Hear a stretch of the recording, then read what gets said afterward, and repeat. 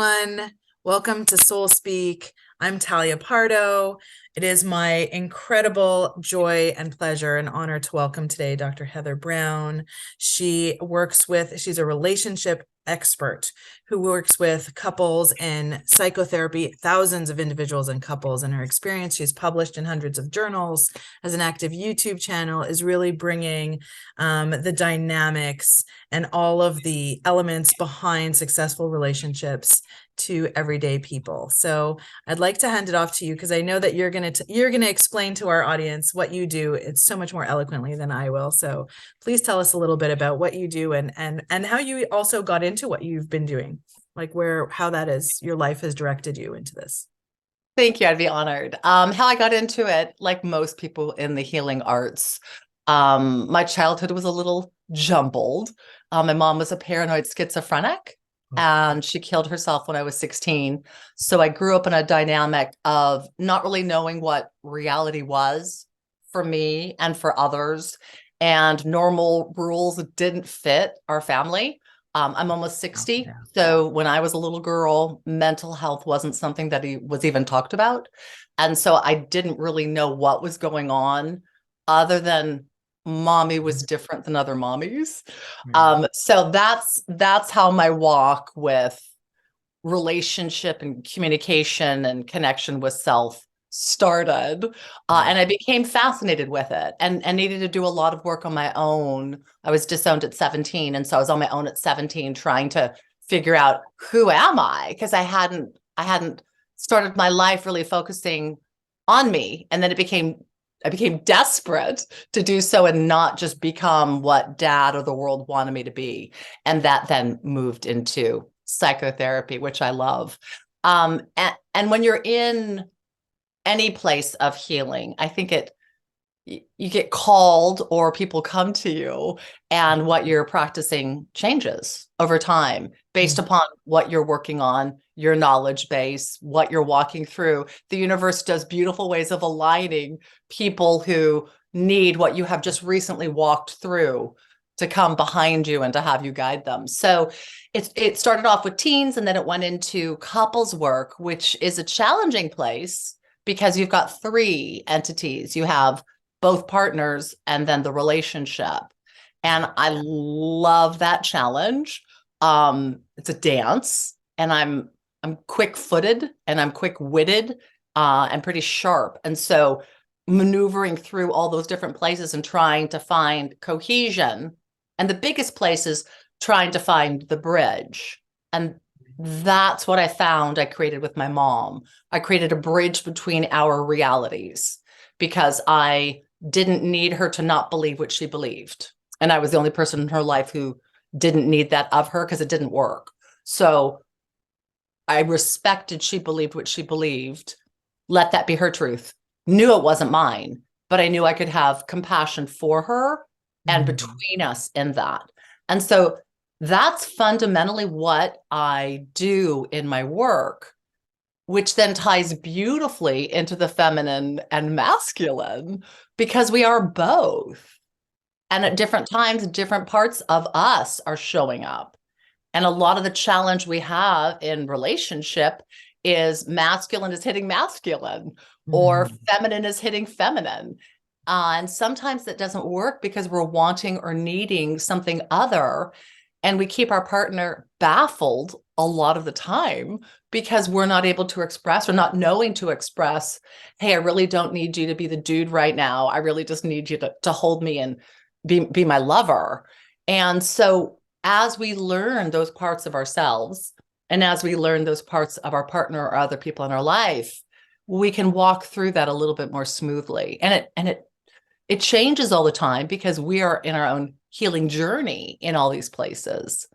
And I think our society has done a huge, in my opinion, disservice to the differences in the genders and the beauty in a completeness instead of making it, this is your box, don't go here, or I'm going to take over everything. So I'm exactly the same as you. I think we've done a disservice to the beauty of the uniqueness of us.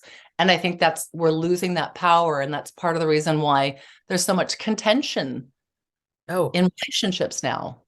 absolutely. Oh, God, there's so much I want to respond to in everything you've said, starting with also the compassion that you were able to find for your mother and understanding that, not needing her to believe what you believe and allowing her to be who she is. And that is such a key part of relationships too, right? The other person has their truth and you can't beat it into them to see things your way or to understand things, the world the way you see it. There has to be a way that each of you can come from your own space and your own authentic self and meet in the middle as a bridge and cooperate with communication, right? That's the dance, and that's so underserved in society today.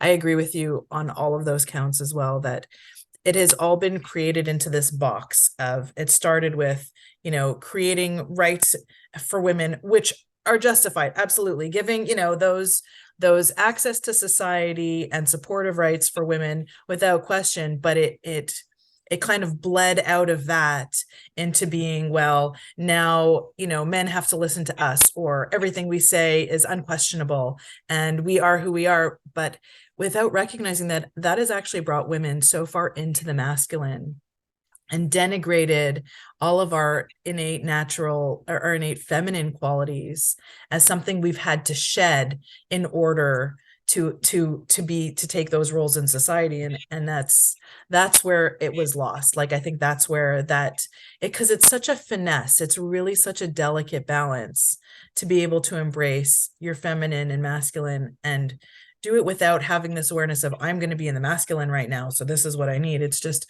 here's what I need, and here's what I need from you, or from you, for you to understand from me without the judgment or the imposition of your own standards, or I don't know, Well, standards. Yeah. I think you bring it up beautifully, because I think the world showed we're not going to embrace all of you. And so then we fought back, Right. and we haven't stopped fighting. And Yeah. and the key to truly cohesion, unity, peace is not in fighting, it's in embracing.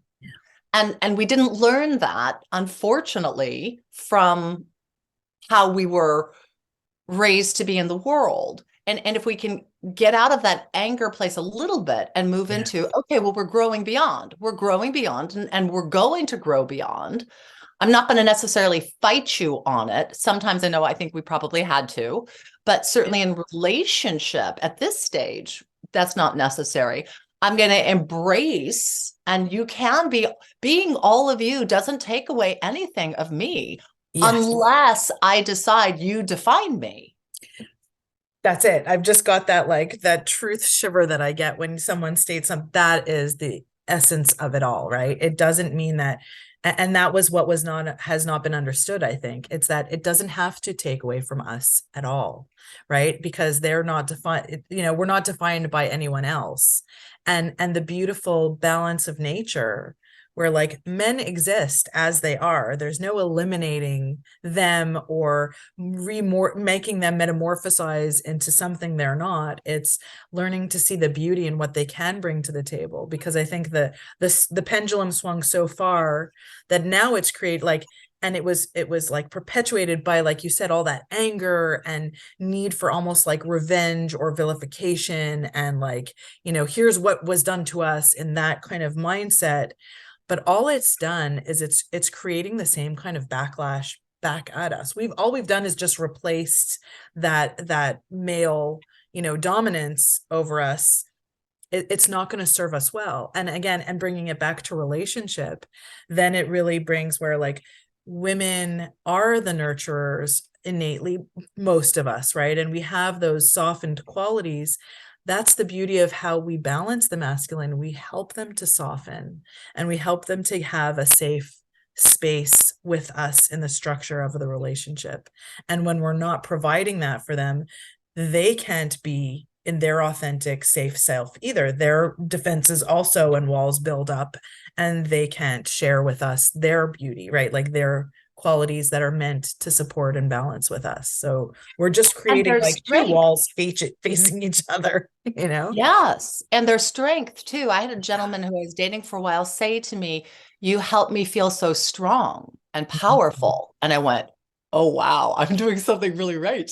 But it is in the beauty of the feminine that the man can connect with his emotions. You don't do it with dudes. No. And you're not doing it in the corporate world. It's all tough and strong and powerful football team. I mean, that's the way it's to be, guys. But with a woman, there's a different side. That's And right. when there's a beautiful balance, the softness, the tenderness of the man can then turn into a place where he feels it to be a strength.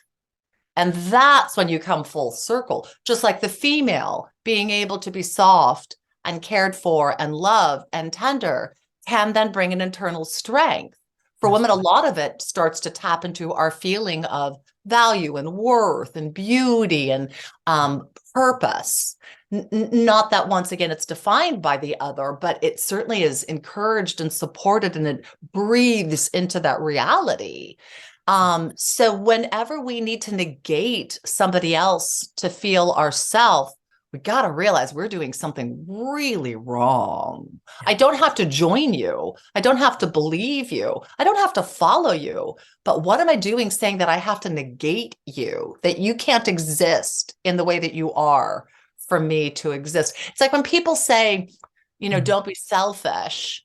And the thought is, wait, what? Like I have to take care of me. It's not being selfish. It's actually not trying to be selfish upon you. If I take care of me, you're not responsible for me. But Yeah. our world has it twisted. There's a twist to that mindset, right? Because all of that brings it into like this victimized mindset where everything is about and almost narcissistic or very vain in a way of like everything you do has to do with me. It doesn't necessarily, like you said, taking care of me. I'm actually relieving a burden from you, but I'm also going to be able to support you better if I'm doing well, right? Like if we all take care of ourselves and take responsibility for ourselves, it doesn't have to, it has nothing to do with you, like those, and that's also part of the understanding of someone's bad behavior also. It's a bit of a leap, but like someone's bad behavior also has nothing to do with you. It's all coming from everything that's going on inside of them. You just happen to be the trigger or the catalyst or in the wrong place at the wrong time, for them to let it out on you. But everything that comes out of them really is about them, if we Look, can reframe that, right? it's our thoughts, it's our beliefs, it's our feelings, it's our actions. And there's a double side to that, because when you really own that and you say, okay, so everything I think, feel, believe, do is up to me. And there's the one side where you say, oh, hallelujah, hallelujah. Right. And then there's that little part, at least inside me, that goes, oh, damn. Like, I have to do it. I have to show up for me. I That's kind of wanted you to have to do the muck. yeah. Yeah, no, you're right. There's definitely an empowerment in it, right? And I think we're being like coached or trained not to understand that there is an empowerment in it, right? That it's just so Yeah. we feed like this, the society, the culture today just feeds off this victim mindset of like it's all everybody else's fault. And that also, it just enables emotional dysregulation. It justifies high emotions because there's no responsibility on me to control my emotions or to evaluate how I'm feeling. And so it's let everything out of the box. But then everything else is lost. There's no ability to interact civilly. There's no ability to see other people's needs or to even create a beautiful relationship where, I think it takes time, but to understand where I'm responsible for my actions and my thoughts and my feelings, you're responsible for yours. And when we work together and communicate about it, we can both feel supported. That we don't see that so much anymore. We just see so much of this like vitriolic blame that breaks up relationships because it's he's not doing this and he's not doing this, and well she's acting like this and she's acting like this, and there's no goodwill to find a way to care for each other. Well, and it's fascinating to me with specializing with couples, Yeah. how often we will make it the other person's responsibility. I'll Yeah. have someone say, well, he didn't have my back. And I'll say, okay, did he know he was supposed to? Mm. And if he did, why? Like there's a place that you go to and like, well, why do I not stand up for myself? Why do I make it your responsibility to stand up for me? Yeah. And we do that a lot in relationships. And I'm not saying it's not at times warranted, Yeah. but there's a different place between come alongside me and partner me, and you protect me from the world. And anybody who has any challenge with me, it's up to you to resolve it. We do that a lot. I had an insight the other day. I think you're going to love it because I struggle with trauma and PTSD being expressed in the way that it is currently. I have a very hard time with it because I think people are coming to me saying their PTSD after a relationship ended, and it's truly a boyfriend broke up with them. Like, Right. love, that's not PTSD. That's Right. not like being raped at gunshot, like huge difference. But also in the way we view trauma, and even saying trauma, trauma wound, trauma bound. And internally I just kind of go, oh, because when you do that, you take away the power you have right now. And when you've been traumatized or when you've gone through something horrible, dear Lord, you need all the strength you have right now. And if you're out of the crisis, you're into a place of starting to work on it. And if you tell yourself, I'm stuck there, you have just, in my opinion, diminished so much of what you've done to get out. And so I was sitting with this a lot the other day, and I thought, okay, so we go victim. And then if we go beyond, we kind of go to martyr. And in my head, I thought, well, Mm. martyr's kind of like a tiara victim was the image I had, which I loved. And then it's survivor. And I kind of went, oh, I don't like these terms anymore. I really just want it to be, I am me, and this is my journey, and this is where I am. So the power comes back to now instead of I have power because of what I have been through. I am not saying don't claim your experience 100%. But if the power is based upon the debilitation you went through, Mm. it's not a true power. It's more No. of a feel sorry for me because, or Yeah. this was so horrible. And therefore, instead of, damn it, like I am friggin' awesome. Yeah. Like the warrior, like I did it. Like I did it. I did it. So it's beyond survivor. It's like the triumph. And That's I don't see us in our society getting there. It's not victim to victor, it's victim to survivor. And it's like, oh, nudge it further. Go to the glory. Like, let yourself own yourself now. Don't label yourself based upon what you've been through solely. Huge part of your journey. But, that shouldn't be your epitaph. that is absolutely beautiful. And I agree. The trauma, um, that whole part of the discussion that's going on these days around trauma, it keeps you in a disempowered state. Even with awareness, even with healing, it does keep you in a disempowered state. And I love that, the triumph. It's so funny because you're actually speaking to the process I actually just went through in the last 2 months. So I told you earlier, my daughter was injured and it's looking like a nerve pain condition. And my ex-husband, her father, almost 15 years to the day of her injury now, was injured and suffered a severe nerve pain condition that like none of the doctors in the city had ever seen before, had no idea how to treat, lost the use of his left arm. I mean, it was all right when just like 3 weeks before she was born. So she's also wrapped up in this whole experience.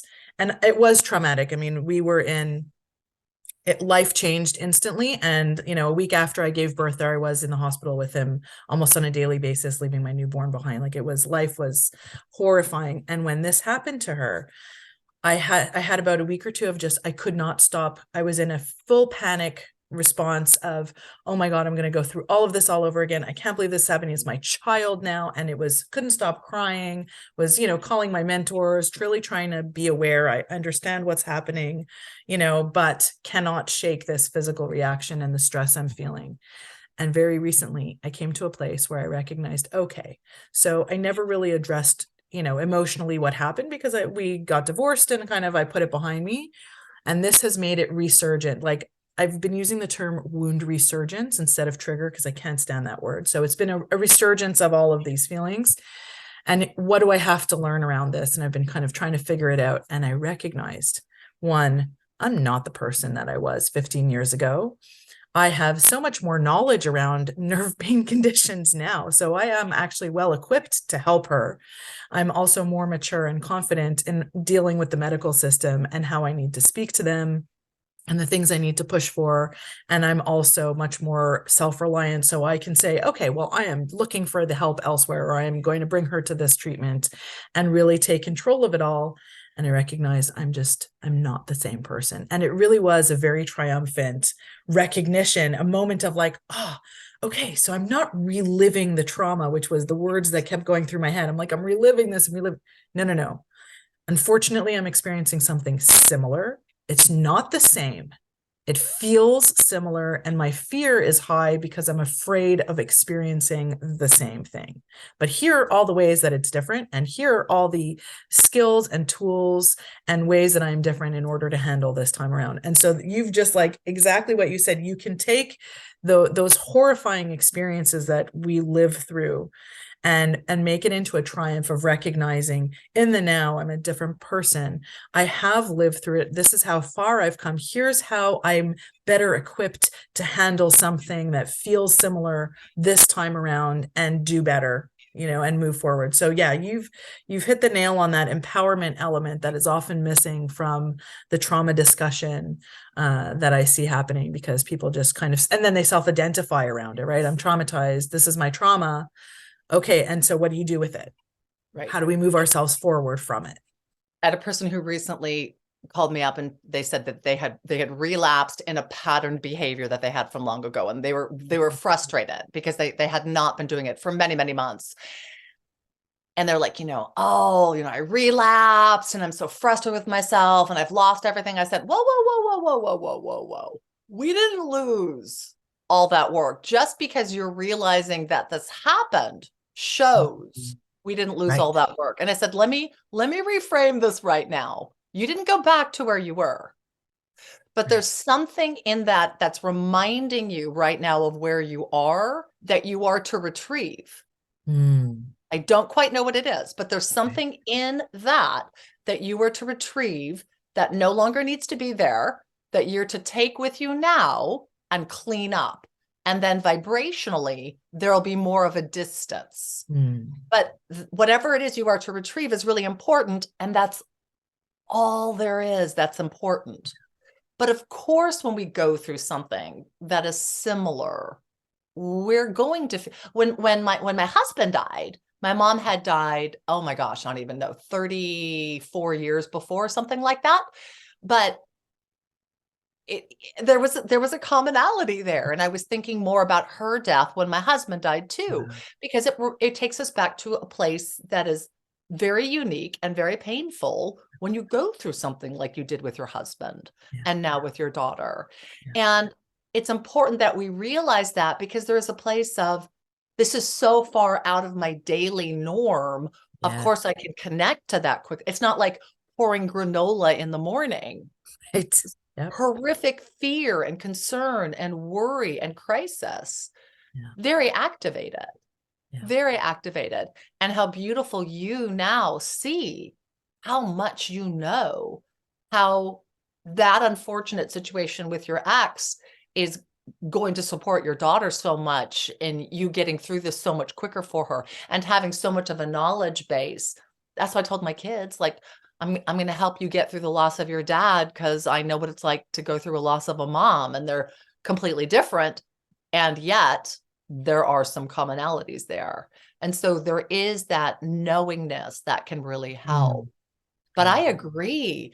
Uh, the older I get, the more I wonder, like, wow, why do I choose to disempower myself? Why Yeah. do I choose that? What gain is that? And I realize sometimes it's self-pity.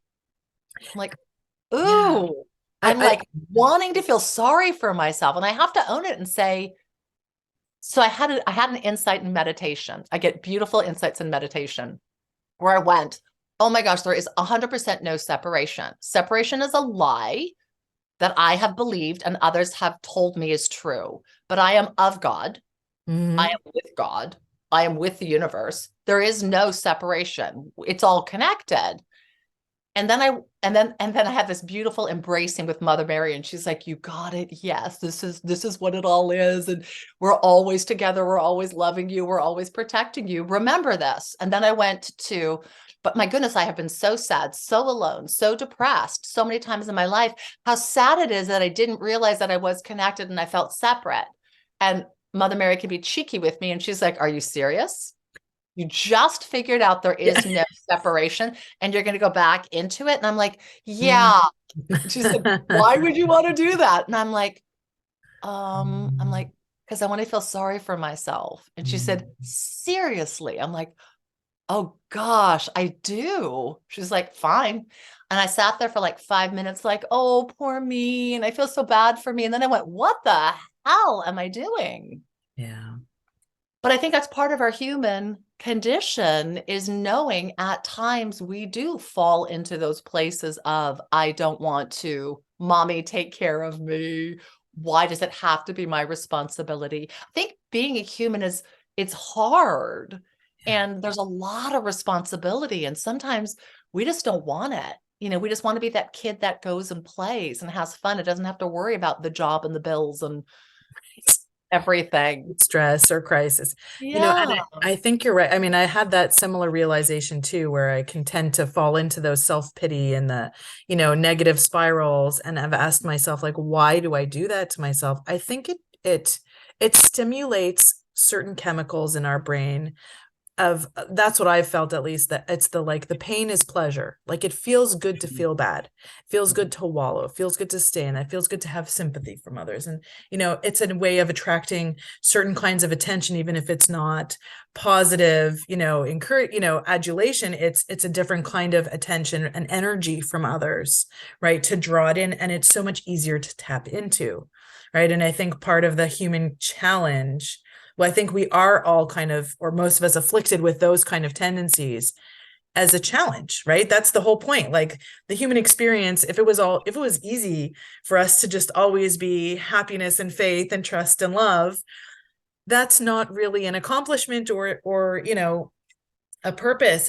It's when you have to work for it and hone yourself to be able to resist against it, or have the tools to balance it out and find your positive direction, or your direction for love and compassion.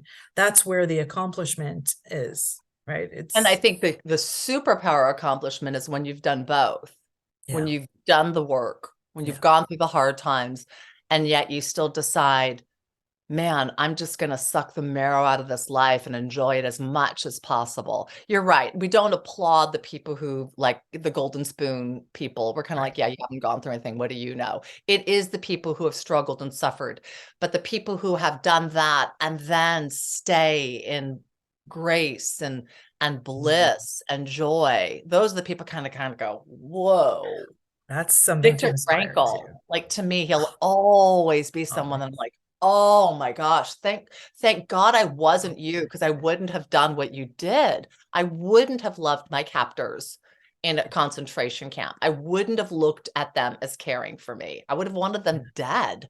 And so I'm so grateful I have him to be able to look at and think, boy, he didn't do it for them. He did it for him. He saved his Mm. soul. He saved his heart. He saved his love of mankind by deciding I'm going to focus on that which keeps me alive, that which serves me, that which fuels me. And I'm so inspired by that ability to do that. He certainly struggled. Oh my Lord. But Right. what he was able to overcome and hold on to in that is glorious. Yeah. And it brings back to owning it for yourself, right? The responsibility of yourself, how they feel about me and they want me dead. And there's like, laughing at my suffering. That's their problem, but I'm going to find my way forward with compassion and love. And that's the example for all of us, and I think, what's interesting is I listen to a lot of Jordan Peterson, and what he says, like, if we're talking even like physiologically, like women are more inclined towards neuroticism and worry and negative thinking patterns because of, our evolutionary roles, right? As a mother, you're responsible for a helpless infant, you're responsible for feeding them, you're physically less capable of defending yourself, and you're reliant, so everything seems to be more of a threat, so we're just more hyper alert and turning things into potential threats. And men, as the balance, testosterone is almost like a natural antidepressant, and they're less inclined to those patterns, although there are many men who struggle. There's no question. I'm not negating that, but that beautiful balance, it's a beautiful balance to me, that the masculine and men really do serve to help bring, when a woman is open to it, to help bring us out of those negative spaces, right? Like that's a bit of a leap I want to make here, just because I see it in my own relationship, where in the beginning I would kind of be like, oh, like, you're not really listening, or you're not hearing all my worries, and he would answer with, I don't know, some kind of lighthearted comment. And I've been so, I guess, conditioned to react to, you're a man and you're not hearing me, or you don't care, and all of my own baggage. When I really started to delve into this masculine, feminine, beautiful balance, to understand that, no, that's his way of trying to help me feel better, to be supportive of me. He's not hearing me, actually. He is, and he's concerned. And this is his way, right, of trying to give me even a different perspective, and I think it's just something that really needs to, we all need to be aware of that it's not to twist it into an uncaring response, but to understand that this is the way, and the masculine is actually made to help the feminine out of those dark places and reframe, and empower, because men are like almost naturally empower themselves in so many ways, because they do. And so they lead the way, and it's up to us to also to see where they can give us those guiding lights. The thing I say to my clients all the time, and I also say it to myself, is this thought, is this expression one to hurt or to help? Yeah. And if the purpose behind it is to help, then it's really important that that's recognized. Yes. It might not, but the purpose behind it was to help. And I ask myself that question when I'm going to say something to someone. Is this going to help this person, or is this potentially going to hurt them or harm them? And if it's going to hurt them or harm them, it is not the time for me to share whatever I think is my wisdom. Right. I need to really double down and look at that. Or there's a different way for me to present it, and a different way for me to ask. Yeah. Do I have permission to share something that I think that might be helpful for you?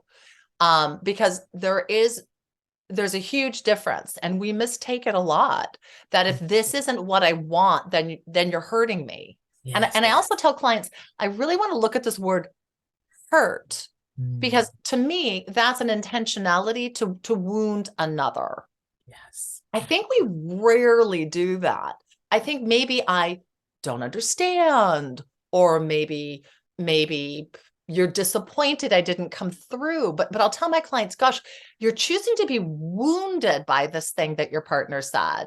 And I think your partner just didn't understand what you wanted. Why would you choose to be wounded by them? Why not bummed, frustrated, or maybe a little discouraged, but all that hurt me. And I'm like, wow, why are you letting it penetrate you in that way? And they kind of go, wait a second. I'm like, well, think about it. He doesn't want to hurt you. He doesn't want to wrong you. Like, he made a stupid comment.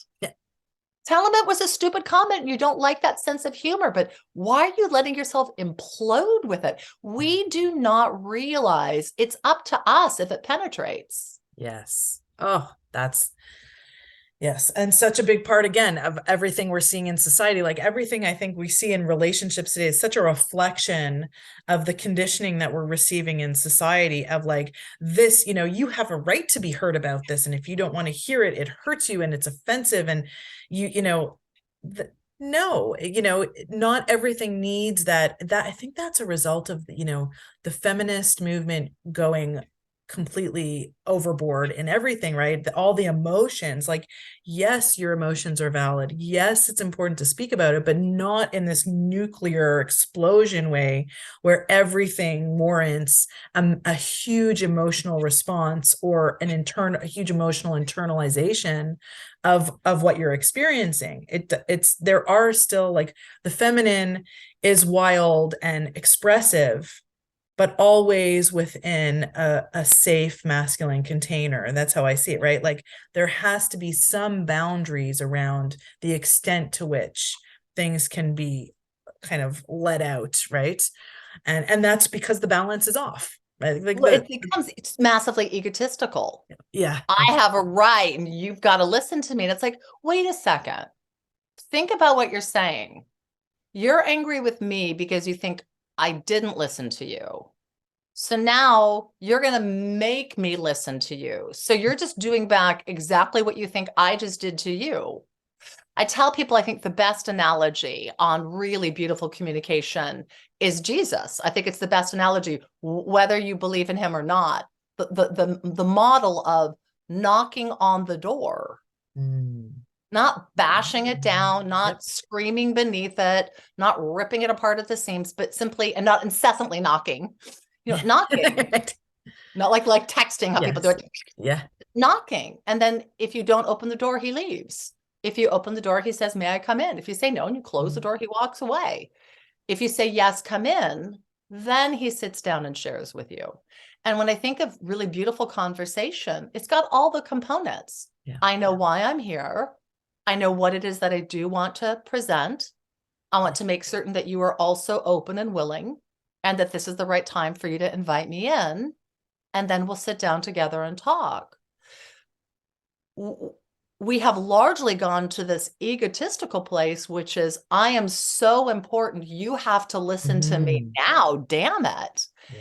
And now we're just simply negating the other person. That's right. And yeah. We don't see it and we don't recognize it. And no wonder we're oftentimes not viewed, not even just as women, as people, well, because we care so little about others so much of the time. That's the real care of others, right? That's not the like that what's the word I'm looking for? Social justice way of like, we all have to think about everybody else in an imposed way. This is true care about others. It's self-responsibility and it's respect and compassion for the space and boundaries of the other person. Like I've learned that it's been a beautiful journey for me in my own relationship to learn exactly those shifts in communication, because also all of that aggressive demand is very like that's toxic masculinity, right? Like that's stepping into a very aggressive masculine space. And what right does any person have to demand that of the other person just because they're in a relationship with them? Right? Where, it's, if I'm really upset and I need a hug, but I'm not getting it, am I going to yell and scream and say, you didn't even come and hug me? No, I really need a hug right now. Can you give that to me? Like that's a request instead of a criticism. Exactly. It's completely different. There's this beautiful place that if we look at that and say, I can either be angry with you or hurt by you, or I could say, would you please? And I know for me, if you say, you never hug me, like you don't love me, you never hug me, or, I'm so hurted because you don't love me. Or if you say, would you please hug me? I'm going to respond to the request. Of course. Probably close to always. But if you're angry with me for something I didn't know that you wanted me to do, I'm not going to want to hug you in that state. And so I tell people, in session all the time. Please try to make it a request. Yeah. Make it an invitation. Give the person an opportunity. I tell them, help them be rock star for you. Help them be rock star. Tell them what you need. Don't say, would you go to the store and get me cookies? Because they've got like a 1 in 1,000 shot of picking the right ones. Say, I want mint Milano or whatever it might be, and help them come through. And then what I get back from people is, but if I have to, this just cracks me up. If I have to tell them, then it's not coming naturally. And I don't want to do that because they don't really love me. And I say, okay, I just want you to take a little breath. It isn't happening. And that's why you're in my office. And so we need to change that so it does happen. And it's not that important to them, or they would be doing it. So it's actually even more loving if you say to your partner, would you be willing? And they say, oh, this is important to you. Okay, yeah. Right. But as women, we get into I don't hear it from men. It's just from women. We get into this. Well, if I have to tell him to do it, it means less. I'm like, the reason you have to tell him is it's not happening. Yeah. And I think part of that is a lack of understanding or recognition of how the masculine, like men's minds work differently, right? Those things are not the important things or the demonstrations of love for them.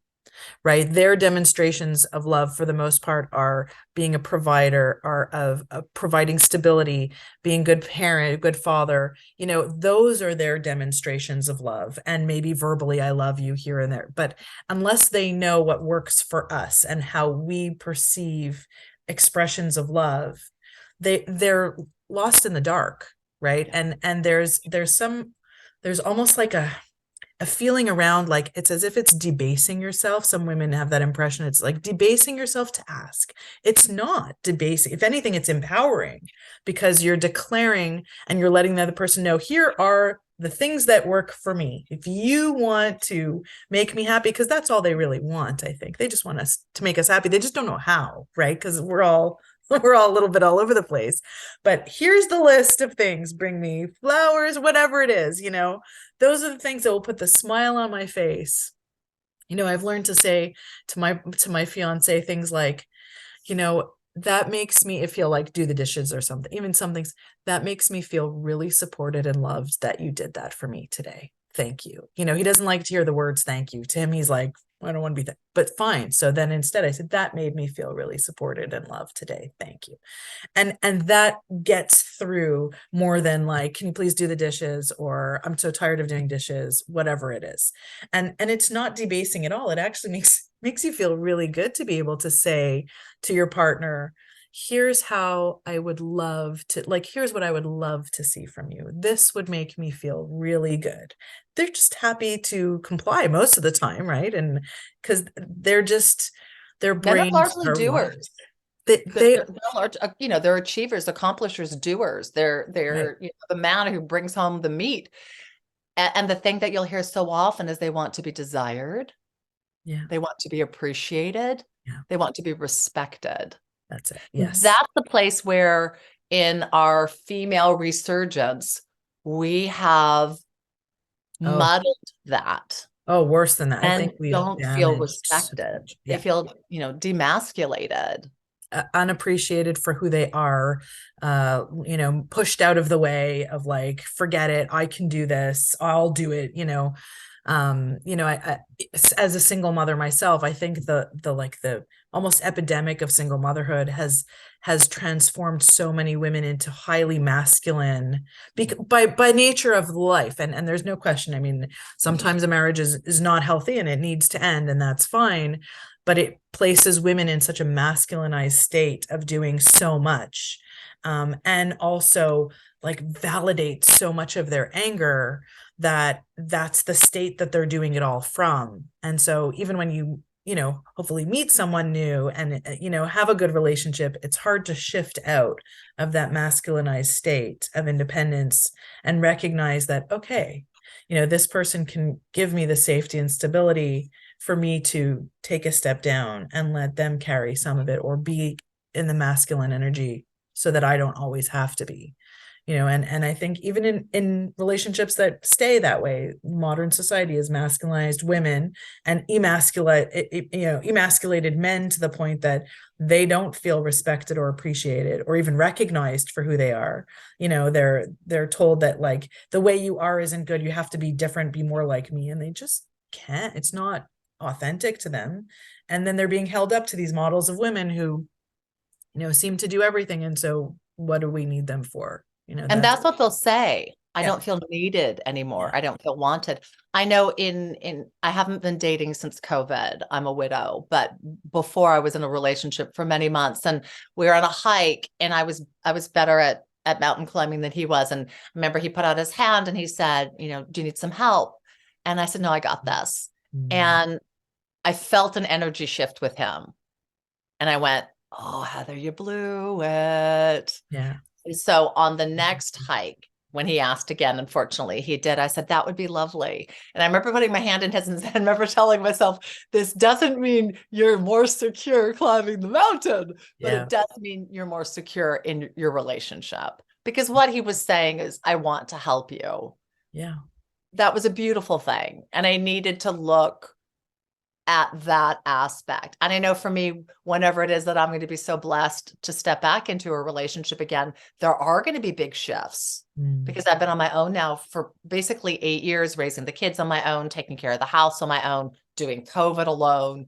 And so then to have someone who's saying, hey, let me, like, I am already preparing myself because I want it to go smoother, to be open to joining with and partnering. So it's not so I got this, just bring me the flowers and pick me Yeah. up. But Yeah. really, like, I do want someone who cares deeply and wants to help on my path as I want to help on theirs. And I think we have forgotten that. It's not the power, like, I'm equal to you. It's how do we help each other? How do we support each other? How do Exactly. we, entice each other? If we want to have fun in the bedroom, dear God, we have to have a playful balance outside of the bedroom too. Yeah. And I don't think most women want to feel equal in sex. We want to feel very different in sex. And so there's the place of looking at, well, how are you allowing that to be in all of your life? And why are we viewing there's a challenge? When we decide there isn't a challenge between, then there isn't. We create that by saying there is. If I decide it's totally fine for you to be you any way you choose to be, and I'm going to hold on to who I am, now there's not a challenge. But just like we create the separation, we largely create the challenge in the way we choose to respond to it instead of just letting it be. The man can, pick up the grocery bags if he wants to, and you have to wrestle them away and say, I can do it myself. I don't need you. Like that poor guy. Like, and now you do this for me. We need to think about what we're doing. And would you want to be with you? That's a question I ask myself. Like, would you want to be with you as a friend? Yeah. As a client, as a lover? Would you want to have you in your life? And if I say not really, then there's another place for me to work on. Do I want to be with me? Yeah. Yeah. Yeah. And I think it is the impetus, like the onus is on women, I think, at this point, to start shifting how we recognize men, because we need to step back and allow them to have the space back. Right. I think we've taken up so much of that space, and I agree. I mean, it took me a couple of years to stop walking first through a door and opening the door. And he would just be like, can you let me open the door? Can you stop? Just stand on the side. I will open the door. Then you walk through, it took me time. Just those simple little things. Like you said, I had, they just want to be, feel needed and respected. There was another guest I had on a couple of months ago, Ryan Yacome, who also specializes in relationships and business. And he said the same thing. He said, most men will tell you to feel being like respected or loved. Well, he put it as like respected or getting laid, basically. Which do you prefer? Yeah. And most men will say respected. Yes. Women are the ones who say getting laid. They want the love. They want the intimacy. Men want to feel respected before anything else. Well, you bring up such an important point of, and I'll make it quick, of how we have gotten so big and so broad and so loud and taking up, and men need space. And then we come back to them right now and say, but you're not connecting me with me emotionally. Right. And it's because women have largely taken all of it over.